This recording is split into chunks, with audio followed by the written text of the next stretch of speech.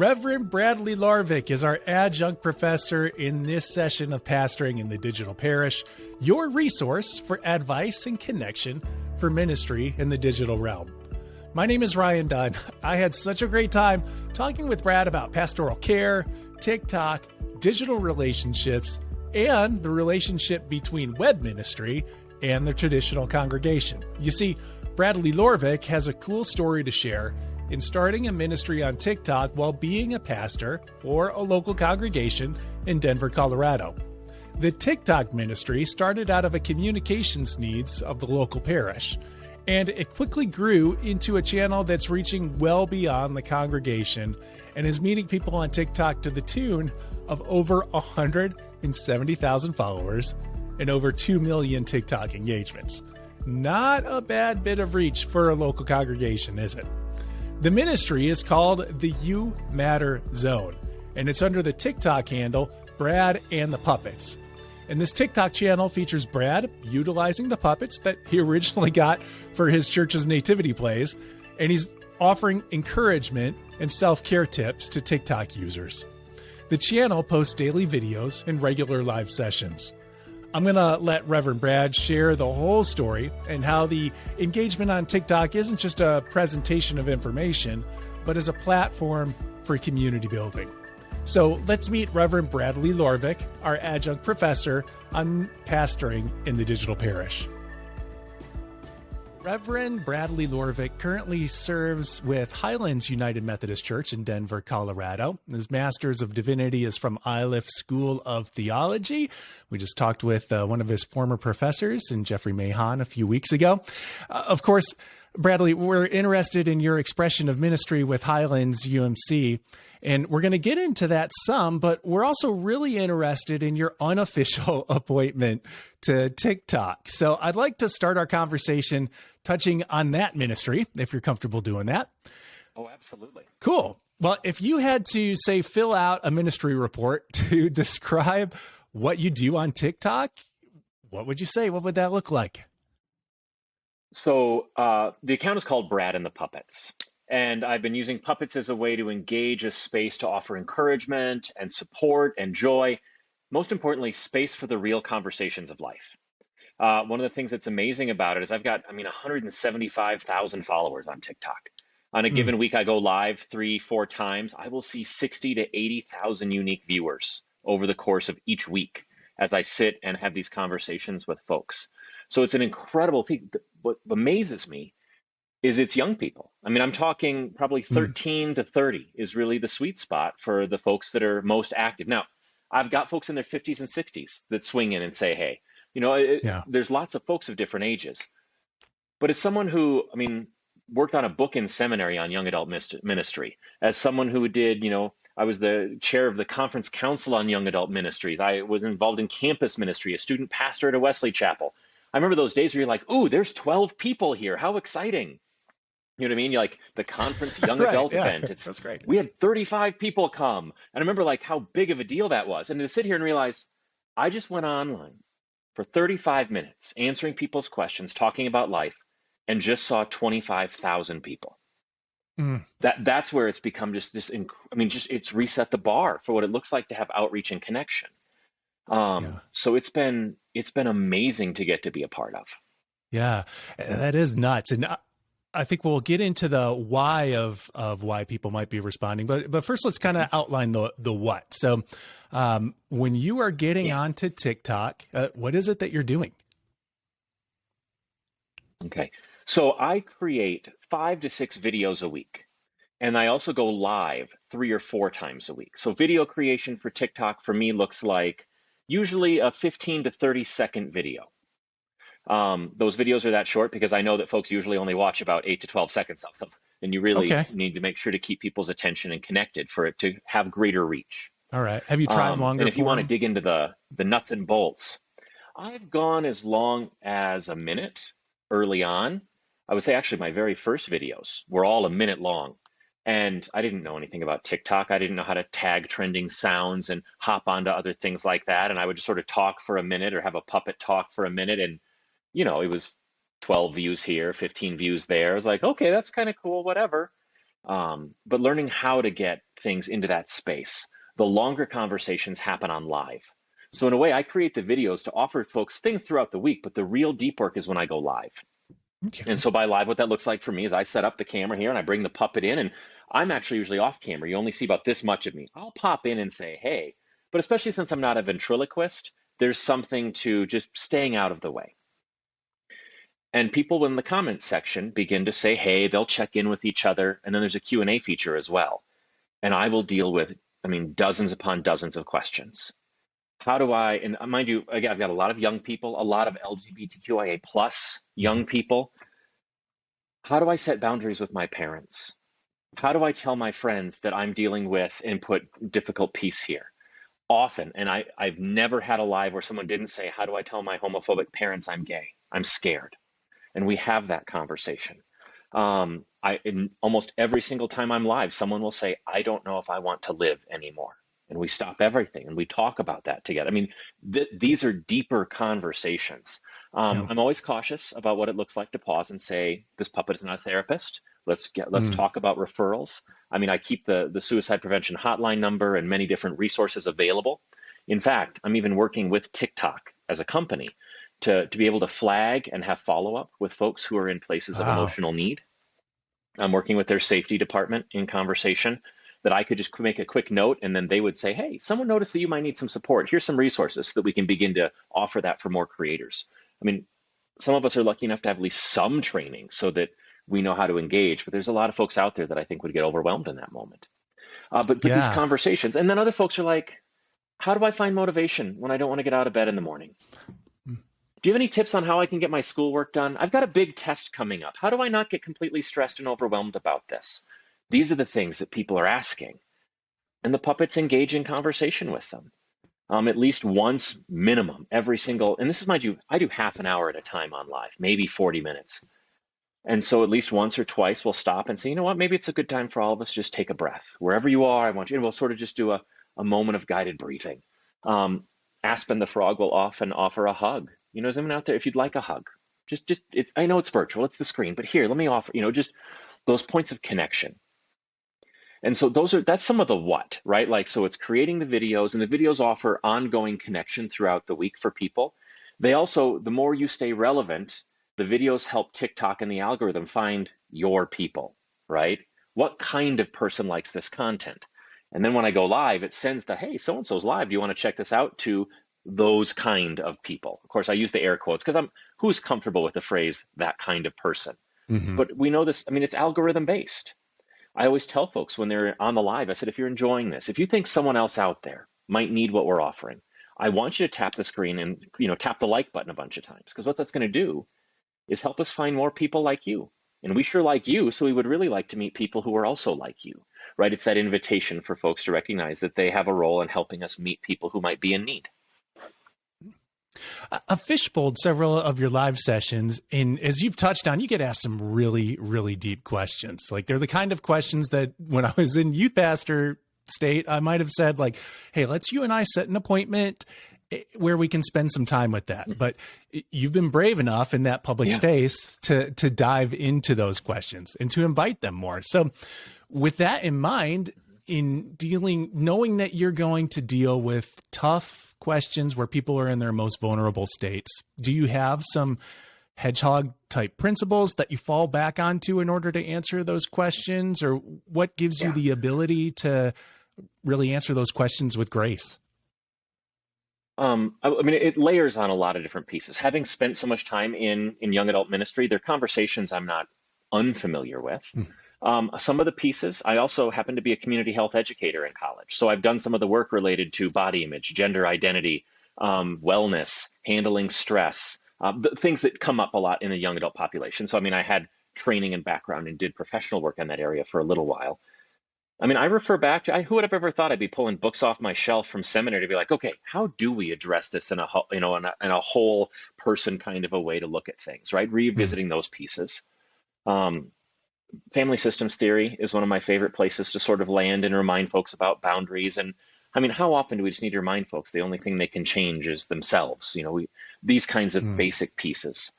But for me, at the end of the day, as someone who's seeking to follow and live like Jesus, everything for me is anchored in love, acceptance, justice, and hope. And that's what I want to build around, right? So if you're talking about like what are the cornerstones, that's it for me, right? Everything in this work is about those ideas, and inviting people into that space. I love that you just lifted up for us that you're going back to stuff that you learned in seminary, because so often in this space that we're working in the digital ministry space, there's so much of us lamenting that, oh, we just weren't prepared for this stuff in seminary. So it's reassuring to hear, like, So for the oh, yeah, technological side, no, right? Yeah. Yeah, but the technological side, I mean, I wasn't. I also worked for Apple. I've got a background. I mean, I was podcasting before podcasting was a thing, right? Like, and that was great, and all those different spaces. So the tech side, I've grown and learned. My lighting has gotten better. My audio has gotten better. I've been taking puppet classes to make sure I can improve upon that craft. But what I think has made the puppets work well isn't that I'm a great puppeteer. It isn't that I have, really well-cut videos with the proper transitions and lighting effects. It's that they're authentic and they're real, right? One of the things I say is like, we would create space here for real conversations. Who you are is valid, right? And that's to me, and mind you, let me name, the channel is not a religious channel. We always will tell folks, oh, we don't do religion, right? There's a lot of pastors on TikTok who are pastoring as pastors. This is sort of a different space where I'm not pushing any religious agenda, but I can't leave my values at the door, right? So, I mean, love, acceptance, justice, and hope undergird everything. And when I look at Jesus and see someone who was just with people, who are you? How are you? In fact, often I know your life story probably better than you do, right? Those kinds of spaces are authentic. And I think that's one of the things that people resonate when we go to our own story as people of faith. And to create that space for folks who haven't encountered it, where someone can say, oh, geez, I'm about to cry. And the response is, that's okay. Your tears are valid. Your tears are valid because your feelings are valid, and your feelings are valid because you are valid. That to me is the core of my faith, to create and honor who that person is and what they're experiencing this world as. So that is something I didn't just learn in seminary. That's something I learned from my Sunday school teachers and my youth ministers and all those people all the way through. These are deep skills, and I appreciate them. You've brought a story to each one of the puppets that you bring onto TikTok. What got you started working with puppets in the first place? So I, throughout most of my career, have always used puppets, like, say, for the Christmas service. We had a children and family focused service, and instead of a 15-minute sermon, I would do 3 5-minute vignettes, and the puppet could ask some questions and I'd answer them. One of the things I always loved learning from folks like Jim Henson and especially Fred Rogers was puppets can be vulnerable in a way that people often aren't comfortable being themselves. So the puppet can ask the question everyone's wondering, but no one wants to ask. Why are we lighting these candles? Why are we here? What does this song mean? It just puts that space out there in a way that offers this vulnerability. And so I've always loved that as a way to be able to explain the Christmas Eve service and what it means without talking down to anybody. They just get to watch this conversation. And so I've always enjoyed that. I mean, as someone who grew up watching Mr. Rogers' Neighborhood and Sesame Street and, loving all of the Muppets and Fraggle Rock, these kinds of things, I always had an affinity to puppets. But they were simply a tool. I'd write the script, I'd be the human, someone else would work the puppet, and boom, the Christmas Eve service had something the kids liked. When the pandemic hit, we were fully producing. We didn't do anything in person for 1.5 years. And so Christmas Eve, we had our normal service and we did some fun stuff with that. We filmed all around Denver and it was neat. But I wanted something for the kids service still. So I decided to do we called it the Puppet Christmas Spectacular. It reminds me of an old Muppet Christmas special, right? The one where they all go to Fozzie's mom's house, kind of a vibe, right? And mind you, I filmed it that way because I could have 3 puppeteers that were in my pandemic bubble, and we could edit it all together, and we did it. And I thought, well, if I'm doing this stuff, we should promote it online. And that's when I was like, well, I'll hop on TikTok and I'll do some promotion for it. And so I did the Advent word of the day. Thank you ever so much. Yeah. I gotta love the Uncom folks that put that together. And that's what my first puppet videos were. I made one for every single day all the way through Advent, minute long on some theological word, some fun, cute stuff. But again, they weren't good TikToks. They might have been cute devotionals, but they weren't good TikToks. But then once I was doing it, I was like, this is kind of fun. I remember hitting remember hitting 100 followers. I'm like, well, this is cool. And then I remember when I hit 1,000 people like in January, and I was like, I can't believe this. And I remember how significant, and it's important to remember those moments, right? When I'm like, I'm only at 175. How come I can't seem to, seriously? Um, it- the scale can get really warped in your mind when you're like, why am I not at 1 million yet? Mm. Um, and so I will say what really took the puppets to another level was when we began to do a lot more of the validation, support, and care. Basically, Mr. Rogers for young adults. That's the stuff that really started resonating, right? The you matter. That's where this whole you matter zone came from. That's what we call the space with the puppets. Mhm. It's the you matter zone. And to remind folks that they do matter. You matter to me and you matter in the world. That line I actually stole from my church's mission vision statement. Ah, Right? The congregation had this beautiful statement about, and all people will know that they matter to us and in the world, or matter to God, to us and in the world. But like, I was like, oh, well, that's kind of a nice reminder. yeah. Um, right. So these things that I've just sort of picked up along the way have all made themselves into this. So that's how the puppets became a part of it. And once I realized I was going to do a little bit more, I used some of my professional development money and signed up for puppet classes. Um, Working with an incredible person out of the UK. But thanks to the pandemic, she was all online, and I got Mm. to take classes with her. She's actually the artistic director and associate producer of whatever her official title is. It's pretty cool, for Avenue Q on West End in Oh, yeah. London. Okay. Hmm. So she's done some, amazing work, and she's really helped me grow and develop, and that's been wonderful too. So did the puppets take off right away, or it sounded like there was in a sense, a gradual growth, but did it spike at some point? How did the TikTok channel take What off? I've often found with TikTok is, like, early on it was, just a little bit, little bit, and then like you'd have something go well and you'd pick up a bunch of people. Then you pick up another bunch. So there was a lot of like spike and then plateau and spike and plateau. What I will say Hmm. for anyone interested in doing work on TikTok, virality does nothing for you. It is Okay. not about virality. So you're like, oh, I just had a video hit 1 million views and I picked up 10,000 followers. 8,000 of those followers will most likely be gone in a month. Okay. They liked the one video and then they'll see some of the other stuff, and they're not your audience. They're not your Mm. people. And it's tempting to want to go for that big, millions of people have seen it video. And I've worked with a few coaches, social media coaches, but also now in my own lived experience, it's about relationship and community. It's not about virality. And so building that identity of this is our community and you are seen here and this is how you're heard here and how you're a part of things, that has been everything. And so I've had to learn that it's not about those spikes. Those spikes don't give me long-term relationship or people that stick around. You'll see a spike and then you'll see it drop back. And so I've actually enjoyed, I get more viewers from my lives than I do from my videos, or Okay. more followers. I pick up almost 1,000 people each time I go live. So we're Hmm. talking 4,000 a week right now. I'm growing. And that's people who then come in, see what you're actually about, and say, "Oh, I want to stick around for this." And then I know I've got a real relationship and long-term possibility. Okay. Well, tell me about the puppets.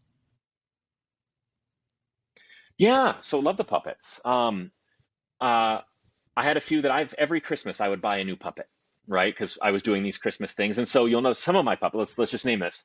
I've got a star, a camel, a sheep, a donkey. Does this Okay. sound familiar to anyone playing at Yeah. Is home? there a Anyone's Christmas shepherd in bingo? there? Yeah. And then I have a penguin because Jim Henson's line was, "When in doubt, throw a penguin," right? Like that was just. That's funny. And we did pick up some new ones. We were doing pre-pandemic something we called Puppets in the Garage, and I'd write puppet scripts, much like children's time at church, but just values based that didn't, so that it felt Okay. for anybody who wasn't, oh, I'm not a church person, but I want my kids to learn about acceptance. Well, it turns out that is a church thing, but you and I know this. Yeah. But they could come and be a part, right? And so we did get a few more puppets, and that's where we got Aspen. Aspen is one of the more popular puppets in the You Matter zone. Aspen uses they, them pronouns, which was an intentional choice on our part as a congregation. We knew we wanted more representation so that young people could see themselves in the work that was being done. And that's one of the things I will say I think had a nice place in TikTok, because there were a lot of LGBTQIA plus individuals who began to think, oh, you're making an effort to say there's room for me here. And that's just been a key piece. But it's wonderful. Each of the puppets sort of has their own personality, right? Aspen is a little bit more quiet, a little more understated, and talks about feelings. Petey the penguin is this boisterous, John Cleese-like personality with a British accent and has traveled the world and all, but Petey talks about motivation. Petey talks about getting things done. And then Cameron the camel has this nice, deep, laid back kind of presence that I always just picture Cameron just sitting there with a cup of tea, just like, no, talk to me. Like that kind of a vibe. Um, and then Lambert the sheep is plucky comic relief. Yeah, the really high, fun kind of a thing. And then there's Carl, and Carl's a humanoid puppet. And Carl is our big question. For anyone who does spend time on TikTok or grew up watching any of the SciShow, I mean, it's like Puppet Hank Green is kind of the vibe we go for, right? Let's ask questions about the world. Is like clouds are amazing to think about how many millions of gallons of water are just floating up in it. Like can we just, wow, right? And I love that kind of space with Carl too. So there's a lot of fun with them. Yeah. Because the puppets have a different personality, each one of them, does that then give you some inspiration for creating the content that you do? Because it sounds like you're creating a lot of content. When I first started, I was doing 3 videos a day. That's some of the early advice. Oh yeah, you got 3 videos a day. That's not sustainable. Yeah. But the reason I think a lot of coaches will encourage you to do 3 a day is just so you have a ton. And hopefully something sticks. I mean, it is literally they throw everything against the wall and you're like, oh, I made 20 videos this week and those 2 did well. I'm going to do more videos like that, right? So it's just create enough so that you can get some success and some failure and sift through, right? We'll do that. And so that's a neat piece. I do subscribe to the content pillar strategy where you sort of look at what are your key pieces. So for us, it's encouragement, validation, boundaries, and motivation. Right? Those would be like my 4 key pillars. And when in doubt, I say, what's something I could do around, validation today? Great. And then, great, what pillar haven't I used recently? I haven't done a boundary video. Great. What's something I can talk about, okay, I don't have to accept your baggage. I can hear your feelings. I can go through those different pieces. And so there's the general, I would say, what I've learned from the folks I've been using as mentors and coaches is to pick those 3 or 4 key pillars and just rotate through them. So you've always got something ready for you. And for me, each puppet is a pillar. And so I rotate through the puppets. So you get to see, a bunch of different ones, but it also gives me, well, I've done that video 4 times this week is not the energy anybody wants, including our audience, right? So that gives us space for that kind of opportunity. And then I'll hop on a trend now and then every once in a while, because it's just fun to watch the puppets do the silly things everyone else on the internet's do. Okay. Have you ever hit a wall? Many times. Okay. Many times. I can think of 3 or 4 distinct times where I was just like, I think I have nothing left to say. But I've also had that happen with my sermons, right? Like I've had that happen so I mean, this isn't some sort of unique problem. Now there's a lot more, because what I will say is every video, that 15 to 30 seconds, is that one sentence in a sermon that you hope everyone will remember. That's what my videos are. But now I got to come up with one of those every single day. Yeah. And so there's some of that. I will say when I do hit a wall, I go back to my most successful videos and recreate them with just a little bit more learning. Oh. Like one of my videos that did really, really well, where, Aspen just says, hey, in case you haven't heard it recently, I'm proud of you. Not because you did anything special, but just because you're you, right? There's nothing wrong in the social media space with recreating content that's done well. I just make it a little bit better now. I've got better lighting. I can make it a little bit shorter. I can, whatever it is. And so there are days where I will just go back and do that. And it's completely acceptable. It's actually even encouraged at times as you hone your work. So when I do hit the wall, I've got some stuff to pull on. I've also had to learn to do batch creating. So I will sit down and crank out like 5 to 7 scripts, and then it's just practically easier to set up the lighting and get the mic out and do all the stuff and just do all of them at once. But then if something happens in the middle of the week and you get that phone call and you're emotionally drained after working with somebody, or if, there's a crisis and I've already got a few things in the can and I can just pull one out and send it. I've also learned to try to always keep a couple ready to go. So like it's like kind of like when I was an associate, my boss always was like, I need you to have an evergreen sermon ready, so that when it doesn't matter what Sunday of the year it is, what liturgical season, you could just preach this sermon, it would be fine. I try to keep a couple of those in my drafts, so if anything Okay. comes up and I'm like, mind you, I've also had to learn I don't have to publish. I cannot put something up today and it will be okay. Hmm. A lot of us become beholden to the algorithm. No, I have to publish every day at 2:30, or else you start to tell yourself you know how to game the algorithm, and you don't.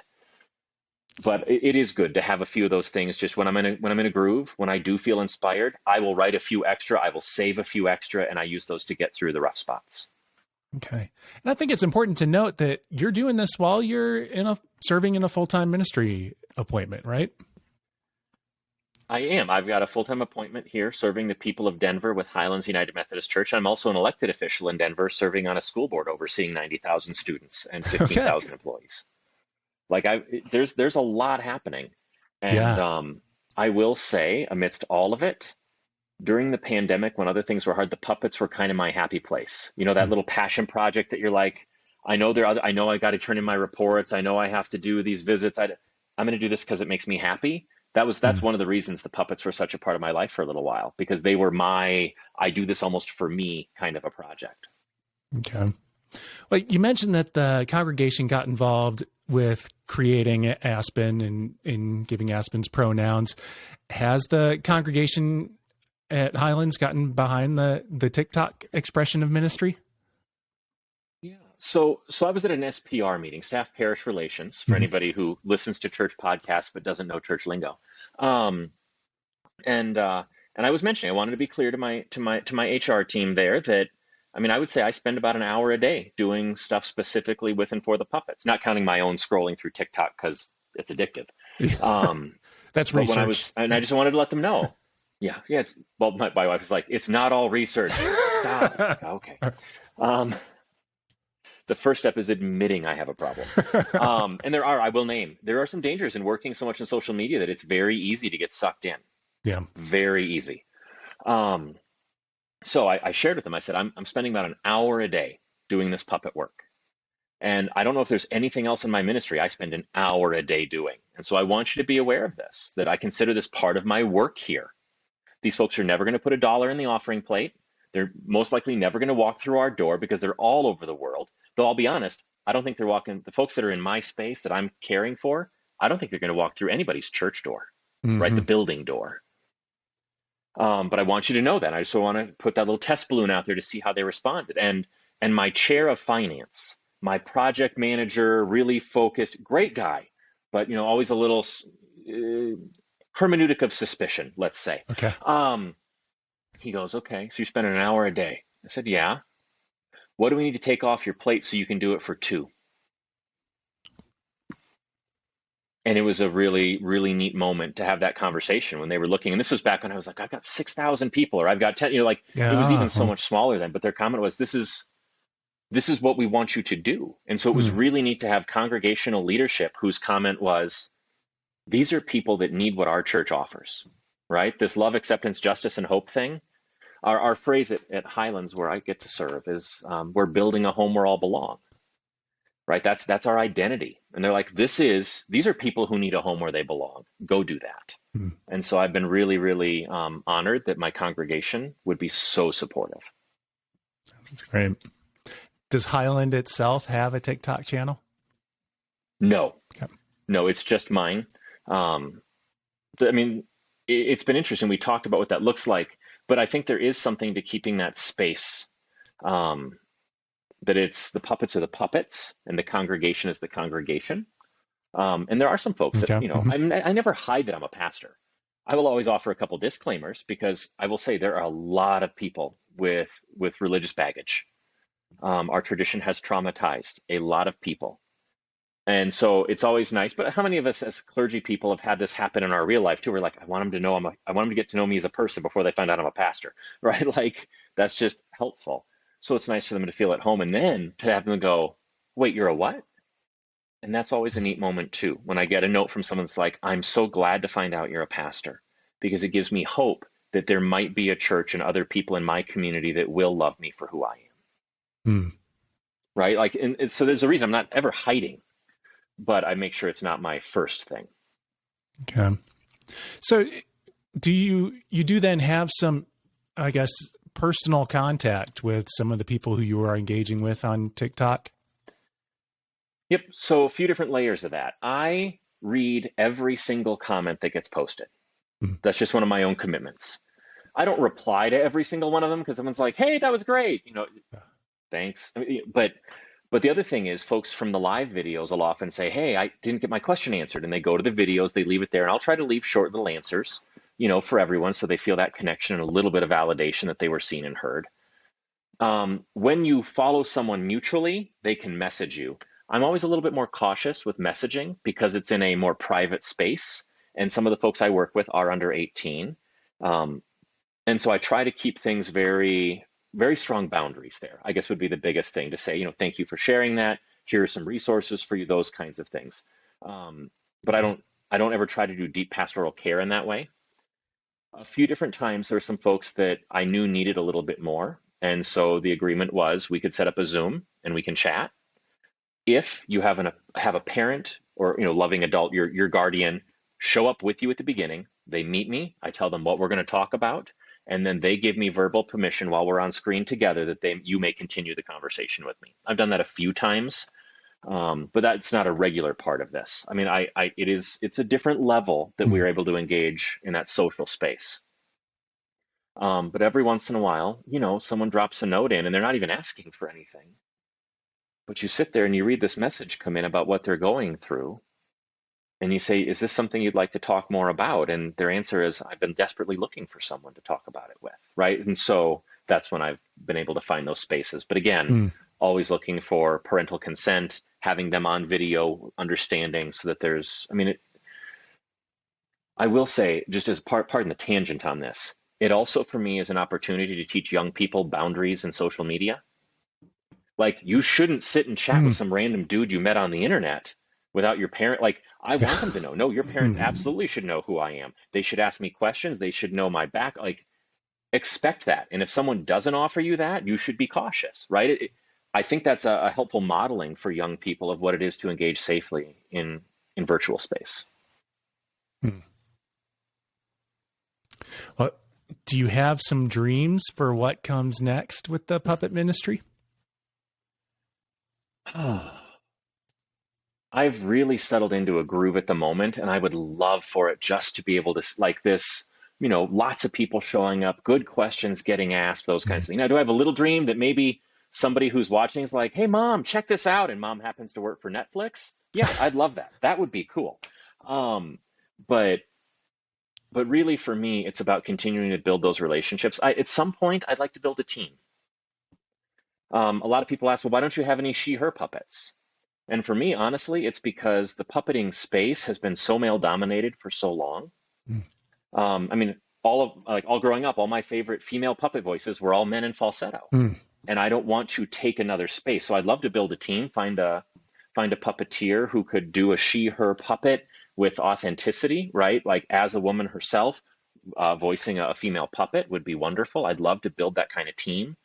As it continues to get larger, the idea of building a network of folks who under the Brad and the Puppets handle, right? So it's that official space, but folks I know have the background that could go help answer some of the questions so people get a faster response. I'd love to have a team where someone says, hey, it's Tuesday, I'll make sure to answer all the comments today.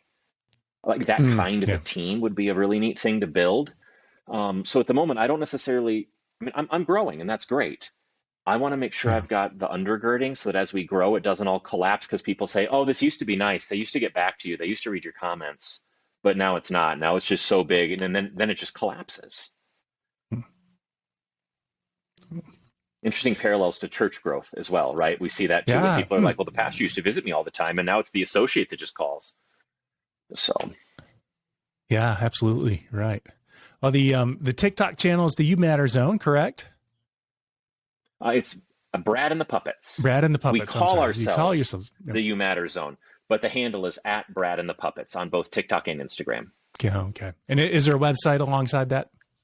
It is. That's youmatterzone.com. That's the You Matter Zone. Okay. Well, yep. Well, Brad, thank you so much for sharing your story with us. And it's great to get to talk about. I appreciate it. It's been fun.